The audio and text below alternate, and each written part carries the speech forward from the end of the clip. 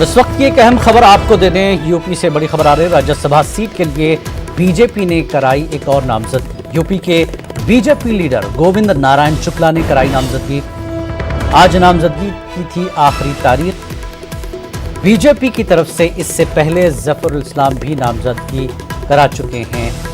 अब किसी एक शख्स को नाम वापस लेना होगा। बड़ी खबर इस वक्त की, राज्यसभा सीट के लिए बीजेपी ने कराई एक और नामजदगी। यूपी के बीजेपी लीडर गोविंद नारायण शुक्ला ने नामजदगी कराई है। आज नामजदगी की आखिरी तारीख थी। बीजेपी की तरफ से इससे पहले जफरुल इस्लाम भी नामजदगी करा चुके हैं। अब किसी एक ही शख्स को नाम वापस लेना होगा।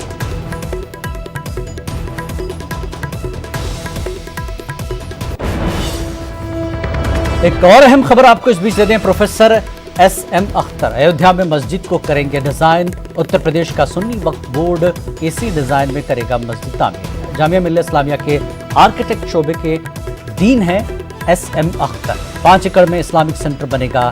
SM अख्तर ने कहा कि मस्जिद उसका हिस्सा होगी। तो ये बड़ी खबर। प्रोफेसर SM अख्तर अयोध्या में मस्जिद को डिजाइन करेंगे। उत्तर प्रदेश का सुन्नी वक्फ बोर्ड इसी डिजाइन में मस्जिद तामीर करेगा। जामिया मिल्लत इस्लामिया के आर्किटेक्ट शोबे के डीन हैं SM अख्तर। इस वक्त फोन पर वो खुद मौजूद हैं। आइए बात कर लेते हैं। अख्तर साहब, आपको एक बहुत बड़ी जिम्मेदारी मिली है, आप डिज़ाइन कर रहे हैं इस मस्जिद को। क्या रिएक्शन आप इस वक्त देंगे इस मस्जिद को लेकर? सर, मस्जिद को लेके रिएक्शन ये है, मस्जिद नहीं, पूरा एक कॉम्प्लेक्स बनना है। मस्जिद उसका पार्ट जरूर जी, इस्लामिक सेंटर बनेगा। इस्लामिक सेंटर बनेगा, मस्जिद है और भी चीजें बनेंगी। और जो बुनियादी मैसेज है इस्लाम का, ह्यूमन कंसर्न है, ह्यूमैनिटी है और नेशनल है, स्पिरिट है, इस्लामिक स्पिरिट है, ये सारी चीजों को लेके 3 चीजों को वो पूरा कॉम्प्लेक्स में डेवलप किया जाएगा, जिसमें तमाम चीजें होंगी, जिससे एक कम्युनिकेशन बिल्ड हो, लोगों से आपस में लोगों को फैसिलिटीज मिल सके, उनको जो चीजें वहाँ डेफिशिएंसी है उस एरिया में जी वो उनको सर्व कर सके। तो ये बेसिकली वाइडर जो एस्पेक्ट है कम्युनिटी सर्विस का जी, वो उससे कैटर होने का एक ऐसा वक्त साहब, इस 5 एकड़ जमीन को लेकर कई जो है बातें सामने आई कि क्या होना चाहिए, क्या क्या होना चाहिए। तो क्या इस सिलसिले में जो है कम्युनिटी से कुछ तजवीज़ें, कुछ मशवरे भी लिए जाएंगे डिजाइन से पहले? देखिए, तजवीज़ तो है वो तमाम आ चुकी हैं, ली जा रही हैं और ओपन है जी। कोई भी आदमी कुछ भी प्रपोज कर सकता है, अगर वो सही है, सही डायरेक्शन में है, उससे कौम को फायदा होगा, कम्युनिटी को फायदा होगा, तो उसको कंसिडर किया जाएगा, अकोमोडेट किया जाएगा। इस ऑप्शन ओपन है, अभी क्लोज कुछ भी नहीं किया गया है जी। वो सारे ऑप्शंस ओपन है। लेकिन बेसिकली मकसद ये है कि इस सेंटर से एक मैसेज दिया जाए जी कि जो कंटेम्प्रेरी सोसाइटी है उसके लिए इस्लाम बहुत रेलिवेंट है जी। Islamic society is concern with everybody in the society, सबके लिए काम करना चाहते हैं जी, सबसे मिलना चाहते हैं, सबसे मिलजुल के रहते हैं। तो ये सारी मैसेजेस वहाँ से जानी चाहिए। तो उसके लिए जो भी चीजें हो सकती हैं, हॉस्पिटल हो सकता है, ये हो सकता है, जो भी चीजें हो सकती हैं सब उसमें इनकॉर्पोरेट की जा सकती है जी। ऐसा खासा इस्लामिक सेंटर मुल्क की तारीख में एक बड़ा काम होने जा रहा है। मुल्क की तारीख बनेगा ये इस्लामिक सेंटर, और एक बहुत बड़ा काम आपके हिस्से में आया है। तो आप इस वक्त आपके जो है एहसासात क्या हैं इस तारीखी काम को लेकर? एक बड़ा मामला हल हुआ है और ऐसे में एक इस्लामिक सेंटर बन रहा है, उसी में एक मस्जिद उसका एक हिस्सा होगी, और आप कहने कि सारी कम्युनिटीज़ के लिए यहाँ से काम होगा। क्या मैसेज देंगे पूरे हिंदुस्तान को आप? देखिए, मैसेज हमारे पास सिर्फ एक ही है, जो ह्यूमन कंसर्न की मैंने बात की, खिदमत खल्क जो है वो सबसे प्राइमरी है, वही इस्लाम का भी जुज है और इस्लाम की स्पिरिट भी कहती है भाईचारा, मिलना जुलना, एक दूसरे का ख्याल करना, सबकी केयर करना। तो उन सब वर्च्यूज को यहाँ पे कैटर करने की कोशिश होगी कि कोई भी आवाम जो है, जो जहाँ पे उसकी कोई भी रफा हम कर सकते हैं, कोई भी उसकी बेहतरी कर सकते हैं, बिल्कुल उसके लिए इसको एम करेंगे हम जी। बहुत बहुत मुबारक SM अख्तर साहब आपको कि आप एक जिम्मेदारी अदा करने जा रहे हैं इस इस्लामिक सेंटर की। बहुत बहुत शुक्रिया हमसे बात करने के लिए। तो आगे बढ़ेंगे अगली खबर की तरफ। इलाहाबाद हाई कोर्ट ने डॉक्टर कफील खान की गिरफ्तारी और उन पर लगाए गए नेशनल सिक्योरिटी एक्ट को गैर कानूनी करार दिया है। इलाहाबाद हाई कोर्ट के चीफ जस्टिस गोविंद माथुर और जस्टिस सुमित्रा दयाल सिंह की बेंच ने 42 सफ़हात पर मुश्तमिल अपने अहम फैसले में 13 फरवरी सन 2020 को अलीगढ़ डीएम के जरिए डॉक्टर कफील खान पर लगाए गए एनएसए को रद्द कर दिया है। साथ ही हाईकोर्ट ने डॉक्टर कफील खान की गिरफ्तारी को गैर कानूनी करार देते हुए उन्हें फौरी तौर से रिहा करने का हुक्म दिया है। अदालत ने डॉक्टर कफील खान पर लगाए गए एनएसए की मुद्दत में तौसी किए जाने को भी गैर कानूनी करार दिया है। अदालत ने इस बात को तस्लीम किया कि डॉक्टर कफील खान को हबस बेजा में रखा गया है, लिहाजा उनको फौरी तौर से रिहा किया जाए। डॉक्टर कफील खान की वालिदा नुज़हत परवीन की तरफ से दाखिल हबस बेजा की अर्जी पर अदालत ने यह फैसला सुनाया है। कानूनदानों के मुताबिक अदालत से डॉक्टर कफील की ये बहुत बड़ी कानूनी जीत है। कफील खान का जो डिटेंशन ऑर्डर है उसे इलीगल डिक्लेयर करते हुए ऑनरेबल कोर्ट ने उसे सेट साइड कर दिया है। डॉक्टर कफील खान को इमीडिएट रिहा करने का ऑर्डर पास किया है।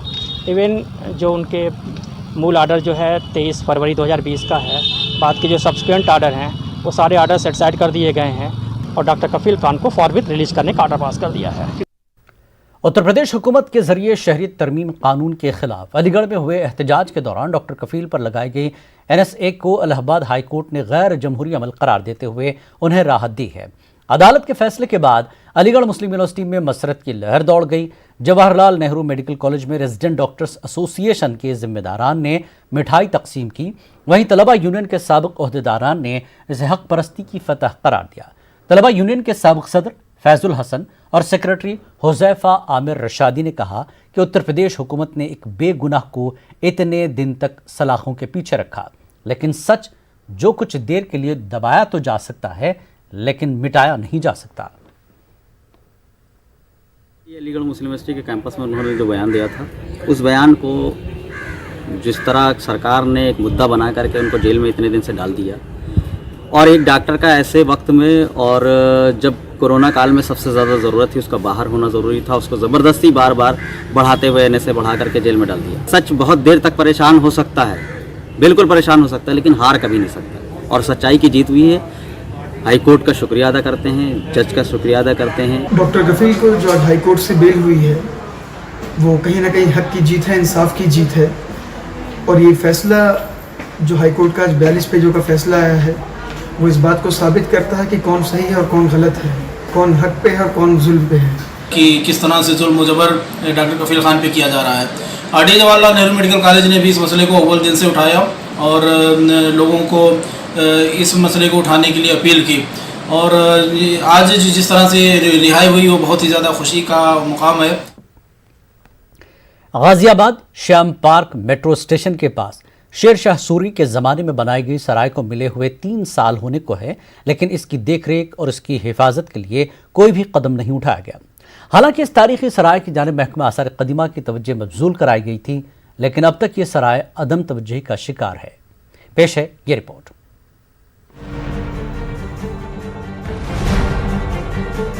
तीन साल पहले जीटी रोड पर सड़क की खुदाई के दौरान श्याम पार्क मेट्रो स्टेशन के पास कदीम जमाने की ये सराय सामने आई थी। सराय के साथ ही एक कुआं भी दरियाफ्त हुआ था। महकमे आसारी कदीमा ने इसे शेर शाह सूरी के सराय के तौर पर तस्दीक की थी, लेकिन 3 साल के वक्फे के बाद भी ये सराय अपनी जुबू हाली पर आंसू बहा रही है। दिल्ली यूनिवर्सिटी की तारीख की प्रोफेसर डॉक्टर सैयद मुबीन ज़ोहरा अपनी तलबा के साथ लखोरी ईंट से बनी इस सराय को देखने आई तो हैरान रह गई। जब मैंने ये सुना कि यहाँ पे शेर शाह सूरी के ज़माने की सराय का एक पता चला है, तो मुझे बड़ा एक लगा कि मुझे आके देखना चाहिए। लेकिन जब मैं यहाँ आई हूँ तो मैंने देखा है कि यहाँ की क्या हालत है। शेर शाह सूरी एक अफगान रूलर था, शासन प्रणाली दिया उसने, और ये उस मशहूर रोड पे स्थापित है ये सराय, ग्रैंड ट्रंक रोड जिसको कहा जाता है, और उसने रोड्स एंड कम्युनिकेशन इम्प्रूव किया। आप ये देखिए ना, ये अगर ये एएसआई के अंडर आता है तो एएसआई का बोर्ड मुझे यहाँ नज़र आना चाहिए। उसके साथ साथ आप ये देखिए इस पे ये सब क्या है, ये क्या दशा है, ये I mean this is our history. तारीखी शवाहिद के मुताबिक ये सराय करीब 400 बरस पुरानी है। पक्की सड़क के साथ शेर शाह सूरी ने 1700 सराय बनवाए थे। अफगानिस्तान से बांग्लादेश तक जाती थी सड़क। सड़क किनारे दरख्त लगवाए गए थे और हर सराय के पास एक कुआं खुदवाया गया था। अंग्रेजों के जमाने में शेरशाह सूरी सड़क का नाम जीटी रोड रखा गया। इन 1700 सराय में मुसाफिरों की सहूलतों का ख्याल रखा गया था। सभी मज़ाहिब के लोग इन सराय में आराम करते थे। दूर दराज से आए मुसाफिर यहाँ ठहरते थे। बिहार के सहसराम में शेरशाह सूरी का मकबरा वाक़ है। शेरशाह सूरी ने मुल्क के अवाम की सहूलतों का ख्याल रखा था। यही वजह है कि शेरशाह सूरी तमाम मज़ाहिब के लोगों में बेहद मकबूल थे। लेकिन शेरशाह सूरी की बनाई हुई ये सराय आज खंडर है। सराय के पास बना कुआं गंदगियों से ढक गया है। इसको सिर्फ एक सराय मत समझिए, उसने सारे इंतजामात किए थे। उसने ये कहा था कि जो हमारे उस समय भारत का जो सोशल स्ट्रक्चर था, हिंदू मुस्लिम कास्ट सिस्टम, जो उसको देखते हुए उसने ये कहा था कि जो ये आप अगर चाहें आप सतीश चंद्रा की किताब में पढ़ लीजिए। सतीश चंद्रा लिखते हैं कि जो सराय थी उसमें ब्राह्मण्स के लिए हिंदू के लिए हिंदू कुक्स होते थे, खाना बनाते थे। मुस्लिम्स के लिए मुस्लिम्स खाना बनाते थे। और उसके साथ साथ उसने कुआं बनाया, पानी के का इंतज़ाम किया। मुझे ये लगता है कि हमें इस तरह के जो हमारे जो पुरातात्विक जो चीज़ें हैं इनसे हमें सीख मिलनी चाहिए।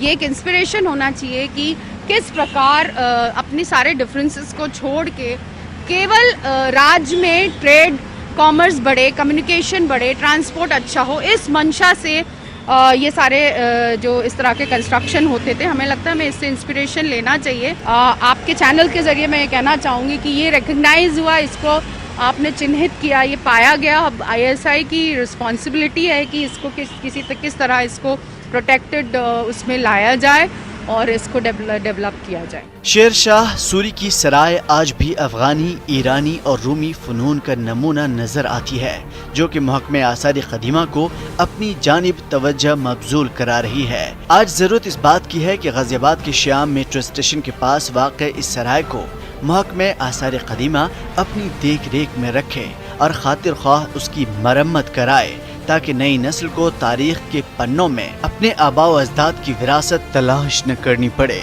बल्कि उसके होने का एहसास भी हो। न्यूज़ 18 उर्दू के लिए GT रोड गाजियाबाद से शक्ति सिंह की रिपोर्ट।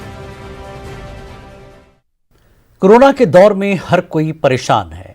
ऐसे में बाराबंकी के बुनकरों ने अपने मसाइल को लेकर एहतजाज किया। 1 सितंबर से यूपी के मुख्तलिफ अजला के साथ बाराबंकी के बुनकरों ने भी पावरलूम कारखाने बंद करके एहतजाज किया। बुनकरों की मांग है कि सरकार उनके मसाइल हल करे और खासकर बिजली की सब्सिडी पर नजरसानी करे। वाज़ेर यूपी की योगी सरकार ने बुनकरों को मिलने वाली बिजली पर से सब्सिडी खत्म कर दी है, जिसके चलते बुनकरों को बेरोजगारी का सामना करना पड़ रहा है।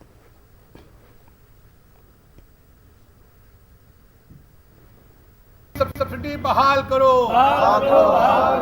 बिजली सब्सिडी बहाल करो, हमारी मांगे पूरी करो, बिजली सब्सिडी बहाल करो। अलीगढ़ मुस्लिम यूनिवर्सिटी 1 दिसंबर 2020 को अपने 100 साल मुकम्मल कर रही है, जिसके ताल्लुक से कई अहम तारीखी काम यूनिवर्सिटी इंतजामिया ने करने का मनसूबा बनाया है। इसी तनाजुर में फैसला किया गया कि AMU की 100 साला तारीख को महफूज करते हुए एक टाइम कैप्सूल ज़मीन में महफूज किया जाएगा। यूनिवर्सिटी के तर्जुमान डॉक्टर राहत अबरार ने बताया कि 100 साल बाद आने वाली नस्लें तारीख पढ़ेंगी तो उन्हें मालूम चलेगा कि AMU किस तरह वजूद में आई थी। अलीगढ़ मुस्लिम यूनिवर्सिटी अपने 100 साल मुकम्मल करने जा रही है, जो दिसंबर में पूरे हो रहे हैं। अलीगढ़ मुस्लिम यूनिवर्सिटी इंतज़ामिया ने अलीगढ़ की तारीख़ को संजोने का एक अहम काम शुरू किया है। उसके ताल्लुक से हम बात करेंगे यूनिवर्सिटी के तर्जुमान डॉक्टर राहत अबरार से। डॉक्टर राहत साहब, किस तरह की ये कोशिश है अलीगढ़ की तारीख़ को किस तरह से संजोना जाए? अलीगढ़ मुस्लिम यूनिवर्सिटी का क़याम 1 दिसंबर 1920 को वजूद में आया। उससे पहले 1875 में एक मदरसा था, 77 में कॉलेज बना और 1920 में उसको यूनिवर्सिटी का दर्जा हासिल हुआ। तो सरसई वो जो MA यूनिवर्सिटी की 100 साल तकरीबात है, उसमें बहुत सारे हमने मंसूबे बनाए हैं, प्रोग्राम बनाए हैं और इसमें एक बड़ा काम जो है वो सेंटेनरी गेट है जो तैयार हो रहा है। और उसके साथ साथ ये भी था कि 100 साल की हम अपनी तारीख़ को किस तरीके से महफूज कर सकते हैं। तो एक तरीक़ा है कि कैप्सूल बनाकर वो ज़मीन के अंदर गाड़ दिया जाता है और उसके बाद उसकी लिख दिया जाता है कि 100 साल बाद खोला जाए। तो कोई भी आदमी मौजूद नहीं होगा, ताकि जब आने वाली नस्लें 100 साल के बाद उसको खोलें तो उसको ये पता चल जाए कि अलीगढ़ मुस्लिम यूनिवर्सिटी किस तरह से वजूद में आई, क्या क्या उसमें 100 साल में क्या तरक्की हुई, क्या इम्कानात थे, किस तरीके से डेवलपमेंट हुआ। तो उसको हमने 2 तरीक़े अपनाया है। एक तो ये कि एक बहुत बड़ा अभी एक प्रीलिमिनरी मीटिंग हुई है, बहरहाल ये फैसला हो गया है कि ये एक कैप्सूल ज़मीन के अंदर गाड़ा जाएगा। सर तो क्या ये पहली बार अलीगढ़ की तारीख में हो रहा है? नहीं, अब ये उसको गाड़ा जाएगा और गाड़ने के बाद में उसके अंदर दोनों चीज़ें होंगी। एक प्रिंटेड मटेरियल भी रखा जाएगा और डिजिटल मटेरियल भी रखा जाएगा। प्रिंटेड मटेरियल का ये होता है कि किताब की 30 साल बाद 35 साल बाद ख़राब होने लगती है, तो उसमें ऐसा केमिकल्स इस्तेमाल करेंगे जो 300 साल तक महफूज रहे। और इसी तरह से डिजिटल चीज़ें की जाएंगी ताकि आने वाला जब 100 साल बाद या 200 साल बाद उसको खोला जाए तो वो चीज़ें महफूज हों, लोगों को पता चल सके। उसमें फ़ोटोग्राफ भी होंगे, उसमें यूनिवर्सिटी की एनुअल रिपोर्ट्स भी होंगी, उसमें और बहुत सी ऐसी चीज़ें होंगी। और उसके लिए वाइस चांसलर साहब ने एक कमेटी बनाई है। उस कमेटी में आर्कियोलॉजी के एक साहब को रखा है, सर सैयद एकेडमी के डिप्टी डायरेक्टर को रखा है, मैकेनिकल इंजीनियरिंग के हेड को रखा है। इस तरह से लोगों को 4-5 लोगों को और रजिस्ट्रार को उसका कन्वीनर बनाया है। तो उसकी एक मीटिंग कल हो चुकी है और उसमें सारी मॉडलिटीज़ जो हैं वो तय हो गई।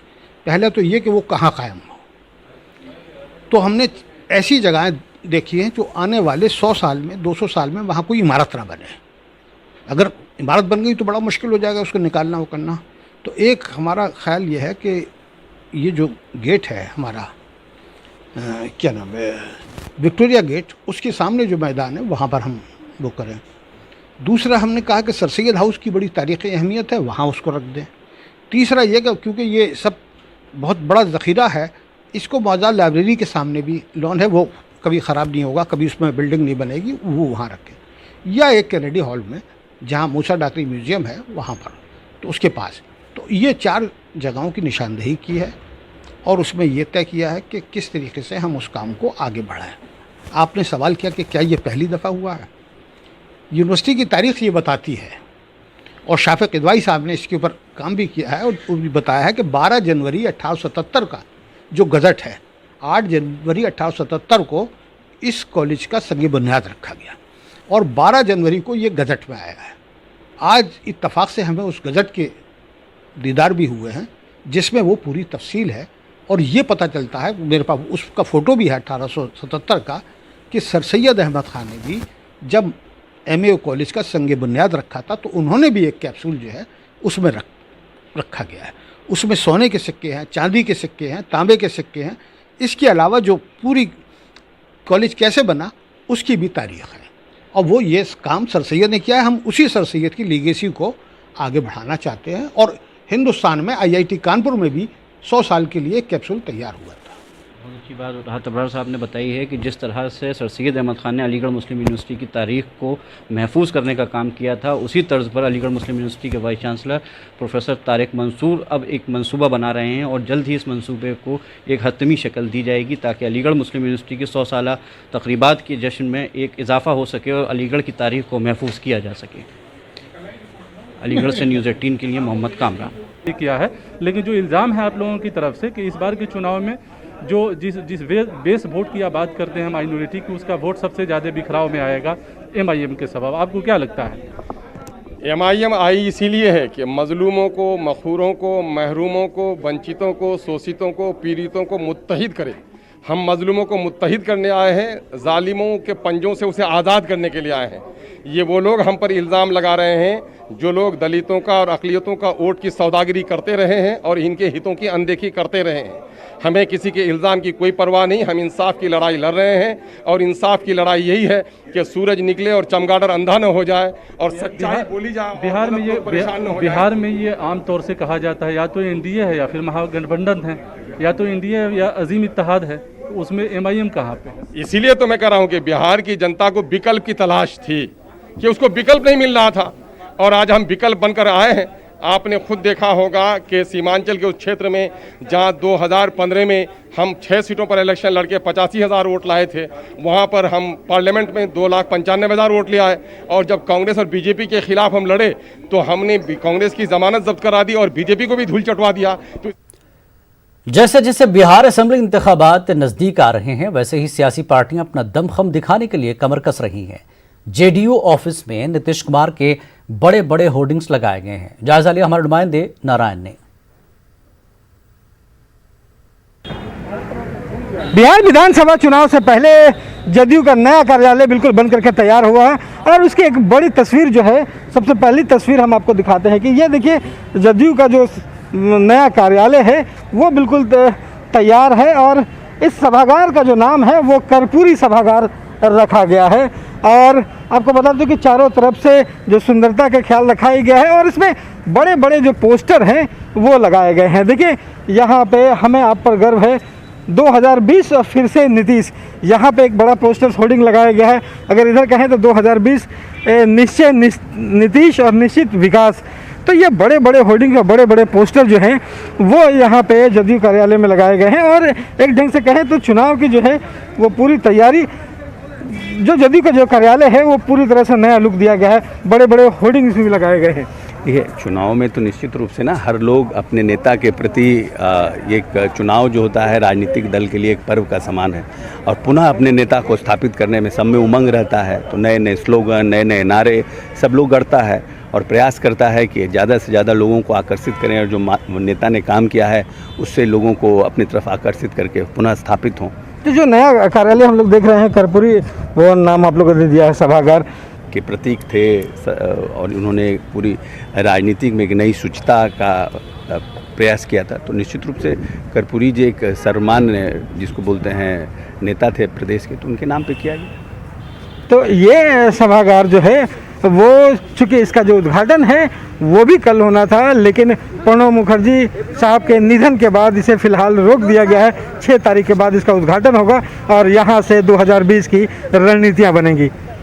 पटना से रवि एस नारायण की रिपोर्ट। इस बुलेटिन में फिलहाल इतना ही। मजीद ताज़ा खबरों के लिए आप लॉग इन कर सकते हैं हमारी वेबसाइट news18urdu.com पर। आदाब।